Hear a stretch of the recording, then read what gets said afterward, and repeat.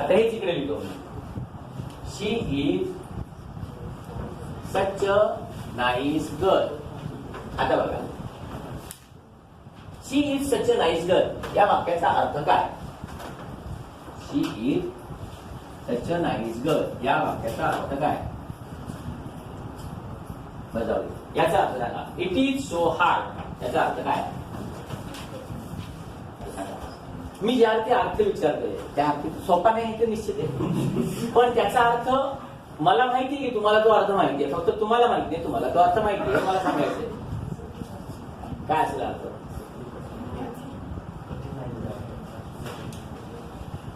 हार्डचा अर्थ कठीणच आहे.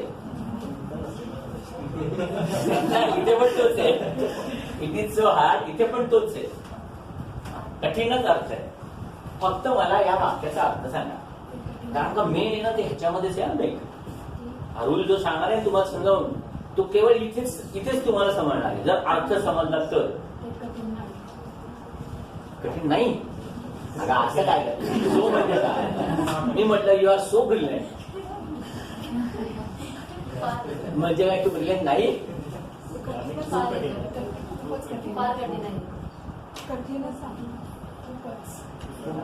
नाही, तुम्हाला सगळं येतं. तुमचा प्रॉब्लेम हाच आहे माहितीये का, की तुम्हाला ना तो अर्थ नेमका समजतच नाही. येतोय पण तुम्हाला. ऐका आता बाजू याचा अर्थ आहे इतका इतके. आता बघा अर्थ करा काय होणार आहे. ते इतकं कठीण आहे. आता हे वाक्य पूर्ण वाक्य आहे का सांगा बरं. ते इतकं कठीण आहे का नाही पूर्ण वाक्य वाटत? कारण अजून एखाद्या वाक्याची जरुरी आहे त्याला. बस हेच समजायला पाहिजे. आता काय सांगते समजा, कारण का आपल्याला काय वाटतं माहितीये का, ते खूप कठीण आहे. काय याच्यामध्ये चूक काय? चूक काहीच नाही. जे तुम्हाला समजलंय ना त्याच्यामध्ये चूक काहीच नाही, पण ते इतकं कठीण आहे असं ज्यावेळी म्हणाल त्यावेळी चूक समजेल. म्हणजे सोच जे वाक्य असतं त्याच्या पुढे जोपर्यंत एखादा दॅटचा क्लॉज असू शकत नाही, म्हणजे असलाच पाहिजे, तोपर्यंत ते वाक्य नेहमी अर्धवटच असतं. कळतंय? म्हणजे it is so hard that it can not be easily solved. कळतंय? दॅटचा क्लॉज लागलाय त्याच वेळेला अर्थ पूर्ण झालाय आणि तोच रूल इथे पण आहे. याचा पण अर्थ तोच आहे. तो इतका उंच आहे, खूप उंच आहे, अजिबात नाही अर्थ. समजतंय ना? तो इतका उंच आहे that no one can touch his head. जाऊ द्या, आपण फक्त हे बघतोय. मग हे चालणार आहे का? ऐका, अर्थ पूर्ण झाला पाहिजे. आणि आपण शोधायची वाक्य कशामध्ये करत असतो? टू मध्ये करतो. मग हे चालणार आहे का? मग तिथे काय पाहिजे? बरोबर ना? नॉट टू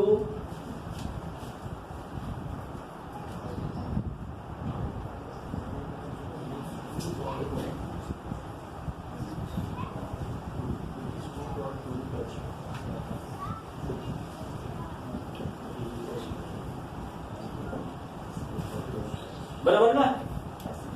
सांगायचं काय? आपण काय केलं त्याचं टू लावलं. म्हणजे टू ची ज्या वेळेला वाक्य असतात आणि हे सगळं आपल्याला माहिती आहे. सो दॅटचं टू मध्ये कन्वर्ट करणं 8वी पासून का 7वी पासून आपण शिकतोय. कळले ना? सांगायचं एवढंच आहे. टूच्या नंतर इन्फिनिटिव्ह फ्रेज असली पाहिजे आणि सोच्या नंतर दॅटचा क्लॉज असला पाहिजे. हाच रूल इनफच्या बाबतीत पण आहे. फक्त इनफचा रूल थोडासा वेगळा आहे. इनफ एकमेव ऍडव्हर्ब नेहमी ऍडजेक्टिव्हच्या नंतर असतं. म्हणजे परत ही इज टॉल इनफ. पण इथं पण परत प्रॉब्लेम तोच. नुसतं असं केलं तर चालत नाही. त्याच्यापुढे एखादा टूचाच इन्फिनिटिव्हचं he is tall enough to reach his hand at the top of the cupboard. उंच असलेला बोलतो ना आपण, कपाटावरचं काही काढायला ते जाऊ दे. एकतर इकडे आलं पाहिजे नाहीतर इकडे आलं पाहिजे. पण असं जरी असलं तरी सुद्धा यांचा सुद्धा विदाऊट ते क्लॉज उपयोग करता येतो, पण ते वाक्य निगेटिव्ह किंवा इंट्रोगेटिव्ह असावं लागतं. म्हणजे बघा, इट इज सो हार्ड, आपण फक्त एवढंच म्हणा it is not so hard. आता त्याची गरज नाही, ते काही इतकं कठीण नाही, झालं वाक्य पूर्ण आहे. ते इतकं कठीण आहे म्हटल्यानंतर वाक्याची आवश्यकता होती, पण ते इतकं कठीण नाही. कळतंय? हाच नियम तुझ्या बाबतीत पण आहे. बघा, he is not to talk. समजतंय? बस. आणि हेच परत इंट्रोगेटिव्ह वाक्याच्या बाबतीत पण तोच रूल. समजा, is English so easy. English एवढं सोपं आहे का? इतकं इतकं. Is English too easy. Interrogative मध्ये चालेल. समजते ना? म्हणजे पॉझिटिव्ह मध्ये ते जर असेल तर ते वाक्य अपूर्ण असतं, आणि ते वाक्य करेक्ट आणि इनकरेक्टला दिलं तर ते चूक असतं. समजते ना? सोच्या नंतर दॅटचा क्लॉज आलाच पाहिजे. टूच्या नंतर इन्फिनिटिव्हची फ्रेज आलीच पाहिजे. इनफच्या नंतर इन्फिनिटिव्हची फ्रेज आलीच पाहिजे. समजलं? आता ह्याच्या ऐवजी जर समजा तुम्हाला असं वाक्य दिलं,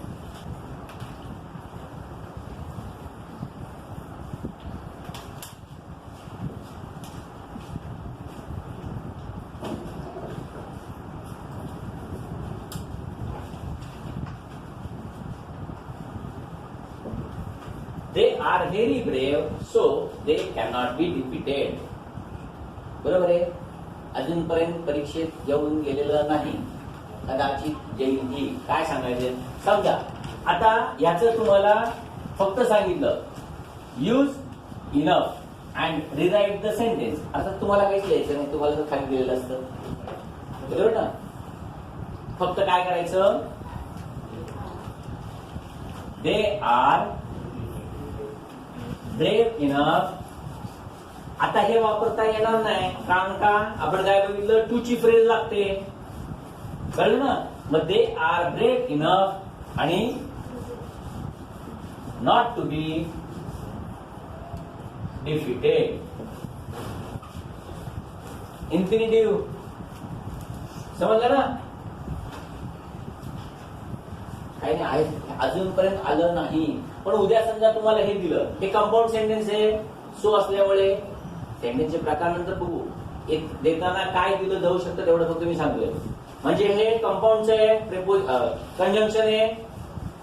कंपाऊंडचं कंजंक्शन असल्यामुळे इथे आपल्याला जर त्याने असं दिलं, make a simple sentence of the given sentence, आणि खाली 4 पर्याय दिले, तर आपल्याला फक्त हे समजलं पाहिजे. यूज इनफ, कळतंय?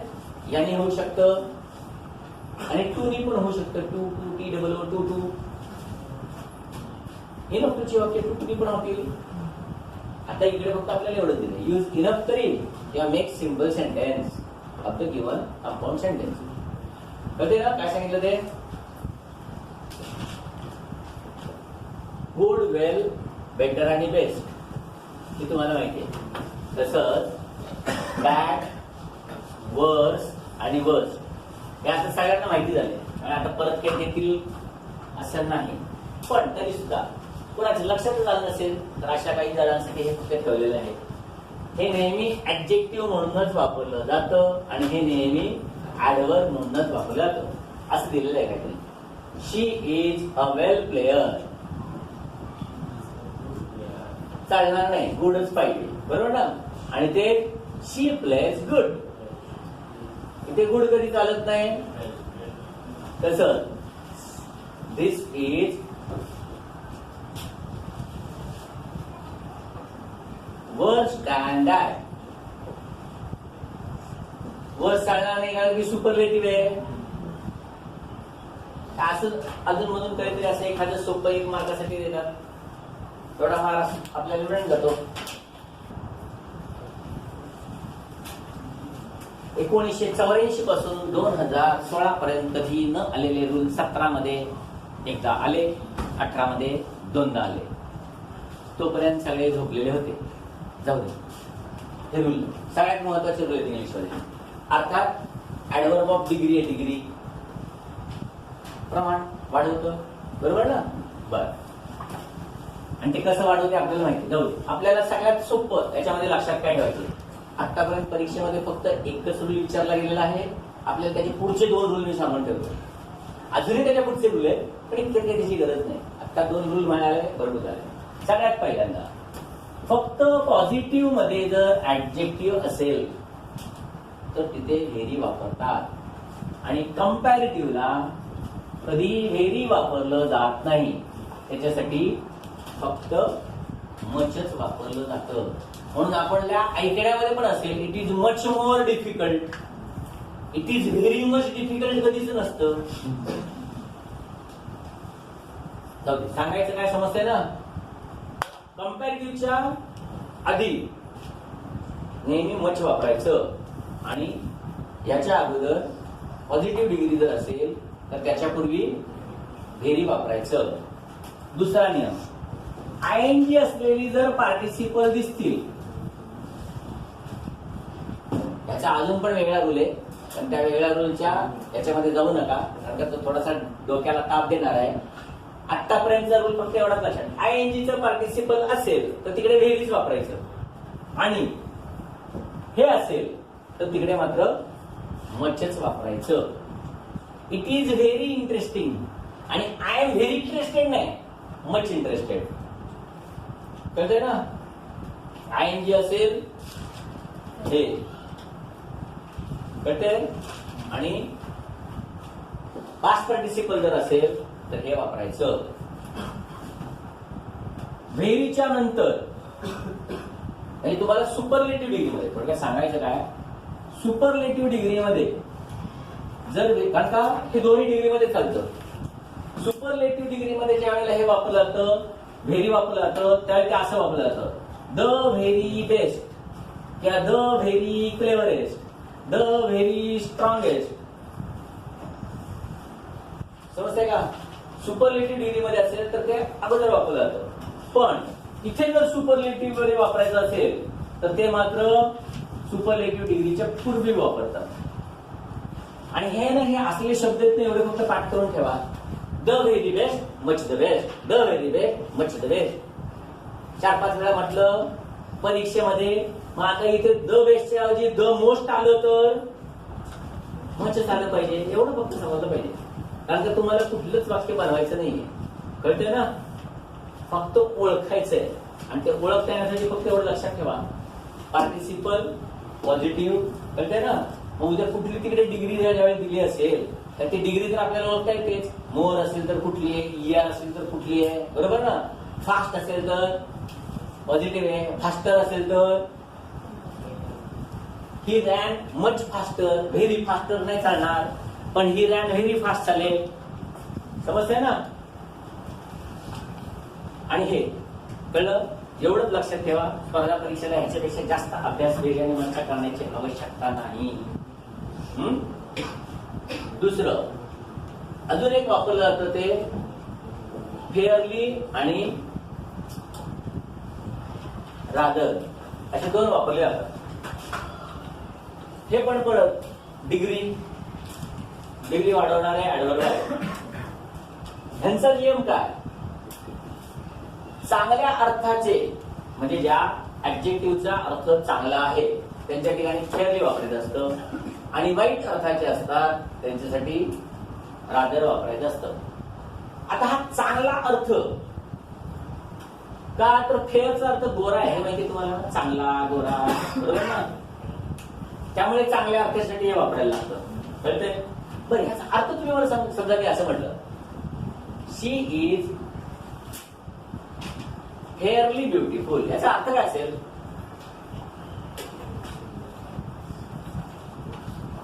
समजा मी असं म्हटलं, इट इज रादर डिफिकल्ट. वाईट अर्थात आहे ना डिफिकल्ट असतं म्हणजे, बरोबर ना. वाईट अर्थात असेल तर रादर, आणि चांगल्या अर्थात असेल तर फेअरली. अर्थ काय असेल? पण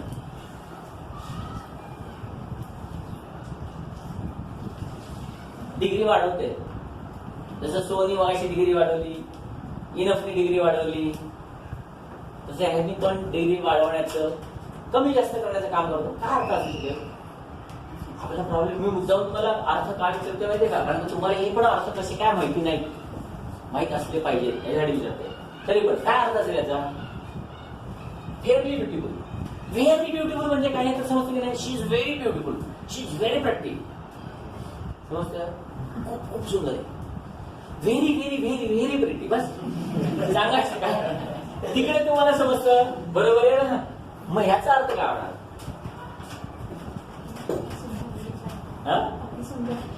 नाही, बऱ्यापैकी चार चौघीत उठून दिसणारी, याचा अर्थ बऱ्यापैकी. दोघांचा अर्थ सेमच आहे, कळलं का? हे बऱ्यापैकी अवघड आहे. ती बऱ्यापैकी सुंदर आहे म्हणजे काय खूप सुंदर नाही, पण कमी सुंदर नाही. मधली चार चौघीत उठून दिसणारी. जाऊ दे, अर्थ समजला. फेअरली आणि रादर याचा काय आहे? आणि फेअरली हे फक्त चांगल्या अर्थाच्या ऍडजेक्टिव्ह साठी आणि रादर हे वाईट अर्थाच्या ऍडजेक्टिव्ह साठी वापरलं जातं.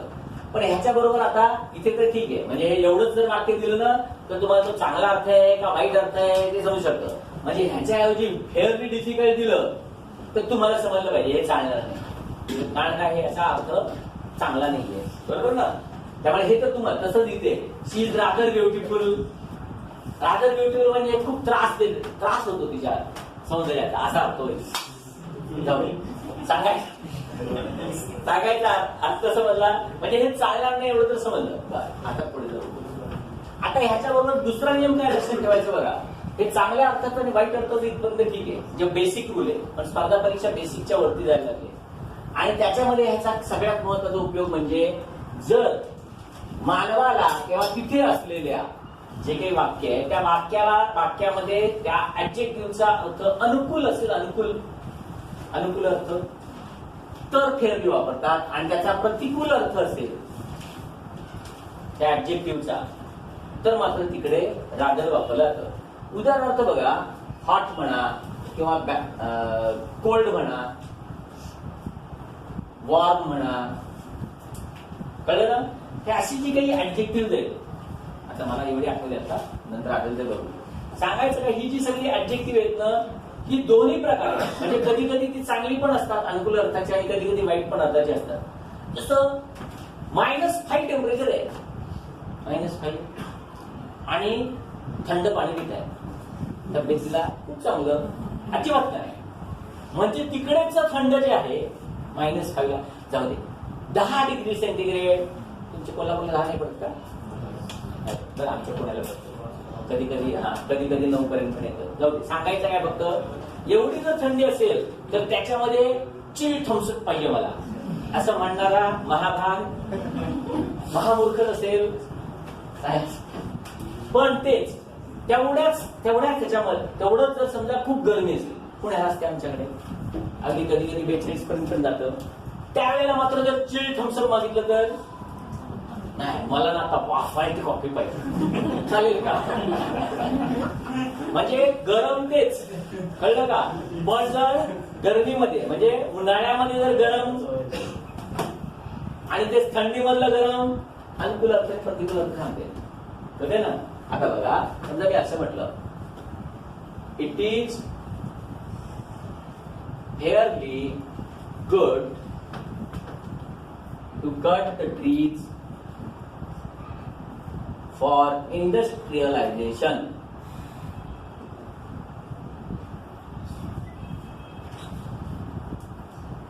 काय वाटतं तुम्हाला? इंडस्ट्रियलायझेशन साठी झाडं तोडणं. आता तुम्हाला काय वाटते बघायचं नाही, इंडस्ट्रियलायझेशन करायचं असेल ते करावं लागणार. म्हणून मी काय म्हटलं तुम्हाला बघा, अनुकूल अर्थ म्हणजे काय, वाक्याचा संदर्भ बघा. इंडस्ट्रियलायझेशन साठी झाडं तोडणं आवश्यक आहे, तोडू नये असं काय असतं का? शेवटी आमचं एन्व्हायरमेंट काय असेल ती मिनिस्ट्री आहे, ती कशासाठी बसली आहे, तुम्ही त्याचा विचार पण नका, आपल्याला ग्रामर बघायचं कळलं का? म्हणजे इथे इंडस्ट्रियलायझेशन साठी झाडं तोडणं चालेल रोड वाइंडिंगच करायचंय. झाडं आली मध्ये, नाही नाही नाही, नैसर्गिक संपत्तीचा ऱ्हास झाला नाही पाहिजे, ते भाषण. ग्रामरच्या आपल्या परीक्षेमध्ये भाषण वगैरे याच्या भानगडीत पडायचं, तिकडे हे वाक्य कळतंय ना.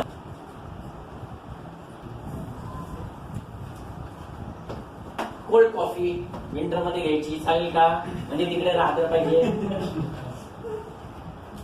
कळतंय ना. पण त्याच्याऐवजी इकडे फक्त मी समर केलं, फरक पडला. बरोबर ना. महत्वाचा हा नियम सगळ्यात जास्त लक्षात ठेवा. हे तर येईलच तुम्हाला चांगल्या अर्थाचं आणि वाईट अर्थाचं. हे आता फक्त एकदाच परीक्षेमध्ये येऊन गेलेले आहे, कळते. आता हळूहळू पुढे ही फ्रिक्वेन्सी वाढत आहे. ज्यावेळी सगळ्यांना माहिती येईल त्यावेळी एक वेगळा ह्याच्यामध्ये एक प्रकार आहे, तो विचारला. आता आपल्याला त्याची काही गरज नाही, आता एवढंच भरपूर आहे, कळलं.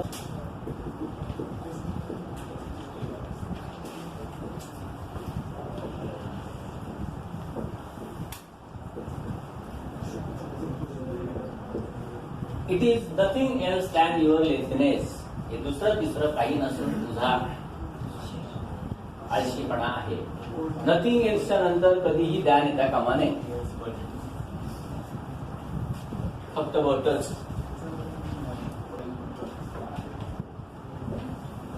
Trekking is nothing else but the enjoyment for me. जात नाही कधी ट्रेकिंगला, सांगायचं कुठलं काय. ट्रेकिंग इज नथिंग बट, दुसरं तिसरं काही नसून माझ्यासाठी एन्जॉयमेंट आहे. नथिंग एल्सच्या नंतर बट पाहिजे. बाकीचे आता तुम्हाला ह्याची नोंद माहिती आहे, सिंपल पास्ट मध्ये आपण बघितलेले आहेत, कारण इथे परत काय घ्यायची आवश्यकता नाही. सेल्डमच्या नंतर इंग्लिशमध्ये नेहमी नेव्हरच येत असतं. इथे परीक्षेमध्ये कधी एव्हर दिलं जातं, कधी एव्हर एंड, म्हणजे काही पण करतील. सेल्डमच्या नंतर नेहमी नेव्हरच असतं. ही सेल्डम आणि असं or, he seldom or never watches movies. कधीतरी म्हणजे जवळजवळ नाहीच, कधीच नाही, असा याचा अर्थ आहे. परीक्षेमध्ये ते एव्हर देतात, कधी रेअरली देतात, कधी बेअरली देतात, असं काही पण दिलं जाईल. फ्रेश सेट फ्रेज आहे, ही अशीची अशी झाली पाहिजे.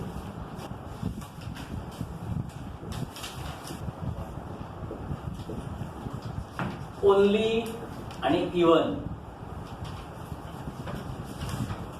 ऍडवर्ब ऑफ अफर्मेशन म्हणतात त्याला, ठामपणा सांगण्यासाठी. यांचा रूल काय, हे ज्याला मॉडिफाय करतात त्याच्या पूर्वीच आले पाहिजे. शी मॅरिड हिम, आताच्या मागच्या वर्षीच्या परीक्षेमध्ये येऊन गेले. She married him for wealth only. इथे ओनली कशासाठी पाहिजे, मराठीमध्ये वाक्याचा अर्थ समजून घ्यायचा. तिनं त्याच्याशी फक्त संपत्तीसाठी, म्हणजे ह्याचं इथे चालणार नाही, हे इथे झालं पाहिजे. तसंच चालतंय बघा, you can even solve this sum, म्हणजे म्हणायचंय काय, तू सुद्धा. म्हणजे हे